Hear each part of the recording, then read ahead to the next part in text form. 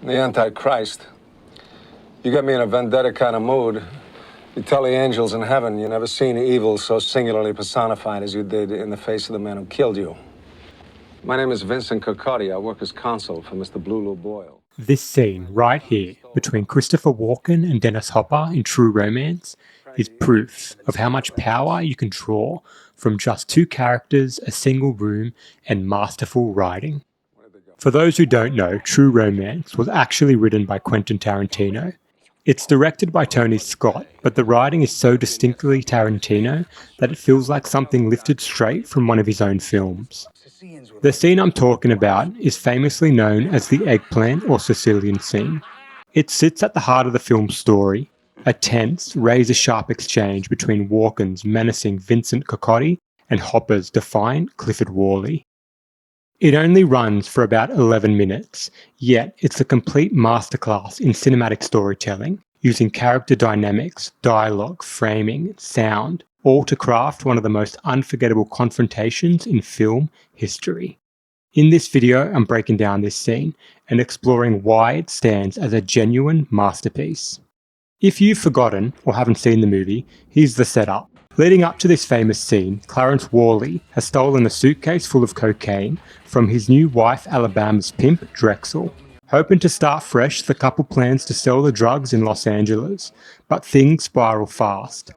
Drexel's mob connections catch wind of the theft, and soon Vincent Cocotti, the concierge to the mob boss who owns the cocaine, tracks down Clarence's father, Clifford. What follows is a quiet, suffocating standoff in Clifford's own home, as Cocotti and his men demand to know where his son is. What I really love about this scene, and something I didn't mention in my original breakdown, is this shot right here. It comes just before the scene begins, and it's already setting something in motion. It's a long lens shot of Clifford parking his car and walking into his house. On the surface it feels ordinary, almost routine, but the distance of the lens compresses and isolates him to subtly hint at what's coming. Traditionally, a shot like this would be filmed with a wide lens, just a man entering his home, nothing more. But using a long lens changes the feeling entirely. It flattens the space, pulls the background closer, and subtly tightens the world around Clifford. We don't consciously register it, but our subconscious does. It's a quiet signal that something is off. Clifford steps inside his house, and it takes just 4 shots to establish everything we need to know.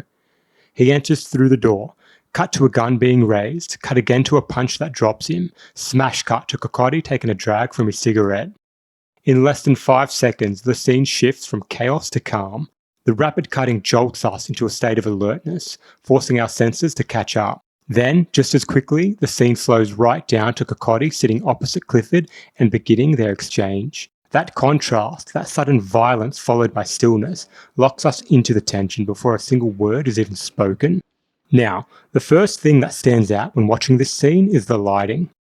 The entire scene unfolds with Cocotti and Clifford's faces remaining in the shadows, which gives the whole confrontation a sinister, almost noir-like atmosphere. It's lighting that establishes an oppressive mood, feeding straight into the idea of danger and inevitability.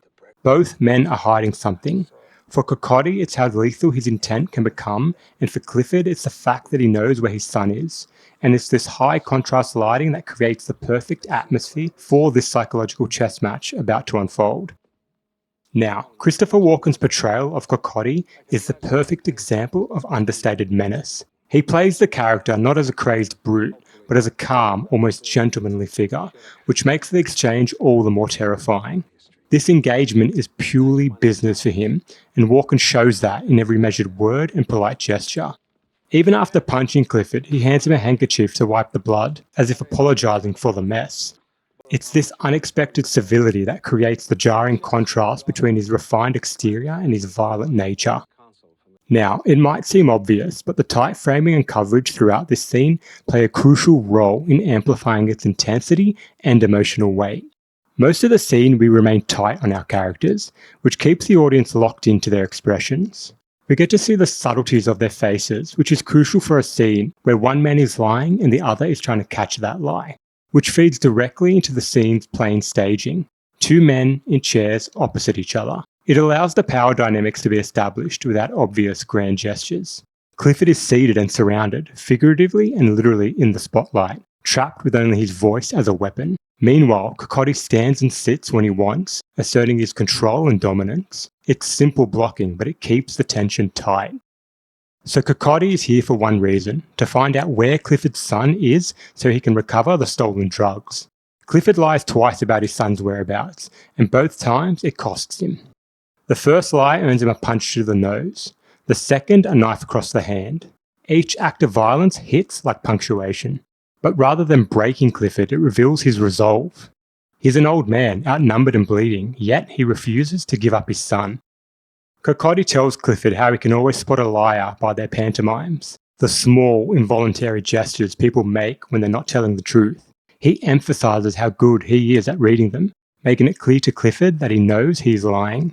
I mention this because this is the moment that serves as the perfect setup for the explosive payoff that's coming. What follows is the moment Clifford asks for a cigarette. He originally declined one in the beginning, but now he's asking for one, and it's a beautifully bittersweet turning point. Could I have one of those Chesterfields now? It's in this small gesture that Clifford acknowledges there's no escape from his fate. He damn well knows he's not going to give up his son, so he accepts his death with a quiet dignity.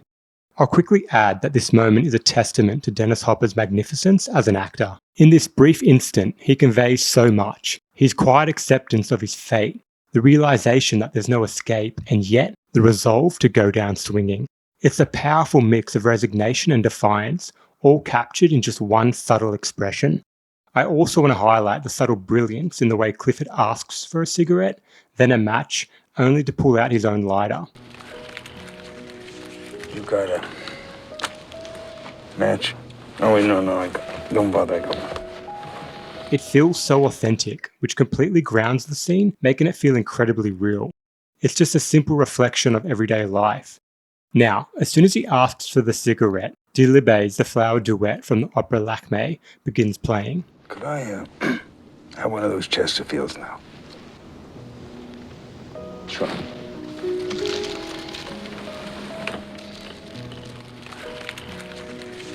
You got a... The music is hauntingly beautiful, a serene contrast to the grim reality unfolding.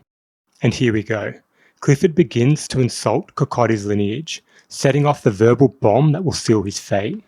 The elegance of the music creates an almost dreamlike dissonance, as if we're witnessing something tragic yet poetic. I read a lot. This juxtaposition heightens the scene's emotional weight, making Clifford's acceptance of his death all the more poignant. Here's a fact, I don't know whether you know or not.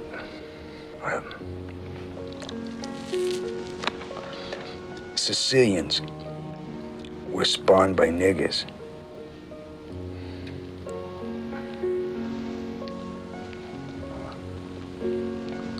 Come again? What makes Clifford's final story so brilliant is its unpredictability of the dialogue, which is a testament to the writing of Tarantino. As the audience, we think Clifford is out of moves. He's preparing a verbal grenade for Cocotti, launching into a history lesson on Sicilians and telling the now famous Sicilian story. It's a pure insult to Cocotti, loaded with racial tension but undeniably compelling. The way Hopper delivers this speech, with a sly grin and a sense of resignation, is crucial to why the scene works. He knows he's provoking the volatile Cocotti, and yet he seems almost relieved to be in control of the conversation, even though he knows it's going to end with his death. And the cherry on top, he throws Cocotti's pantomime remark back in his face, as if to say, see, I wasn't lying, was I? If that's a fact, tell me, am I lying? Cocotti's laugh at the end is a complex reaction, one that reflects both his admiration and frustration with Clifford's bold insult. He's genuinely impressed by the audacity of the story Clifford tells to offend him, and in that moment the laugh serves two purposes. On the surface, it shows that Cocotti appreciates the cleverness of the insult, but deeper down, it's a mask for his realization that he's lost the battle. Clifford won't give him what he wants, and this laugh is a way for Cocotti to maintain control, concealing his vulnerability by pretending to be amused rather than being drawn into an argument about the details of Sicilian blood. At the end of the storytelling, and with one shot, we see Clifford's resignation. His face reflects a subtle shift from worry to acceptance, knowing that he's about to be killed. Hopper conveys the weight of a man who's at peace with his final act of defiance in not giving up his son. When Cocotti shoots and kills Clifford at point-blank range and delivers the line, "I haven't killed anybody since 1984. It's underscoring just how personal the murder is. The Sicilian story hit a nerve that Cocotti couldn't ignore. The line is chilling because it reveals that this isn't just business anymore, he's truly angered. In this scene, I argue that Clifford ultimately wins the showdown. Yeah, he meets a tragic end, but he embraced his fate and leaves behind an insult that will linger in Cocotti's mind for years to come. It's interesting to note that the power dynamics of this scene are first established and bookended all with a cigarette. The scene begins with Cocotti smoking a cigarette, clearly in control, holding all the power, but by the end it's Clifford who's smoking. The cigarette becomes a subtle symbol of the power shift. While Cocotti still holds the physical power, Clifford takes control in a different way. He denies Cocotti the information he wants and goes out on his own terms. Whether intentional or not, this small detail definitely underscores a power shift. Now, I love when a scene becomes a microcosm of the entire film, and this one does exactly that. It distills everything true romance is about, that being the lengths we'll go to for the people we care about. Beneath the violence and bravado, that's what gives the scene its emotional backbone. It's a fact, it's written. I love this guy. No. Guy. No.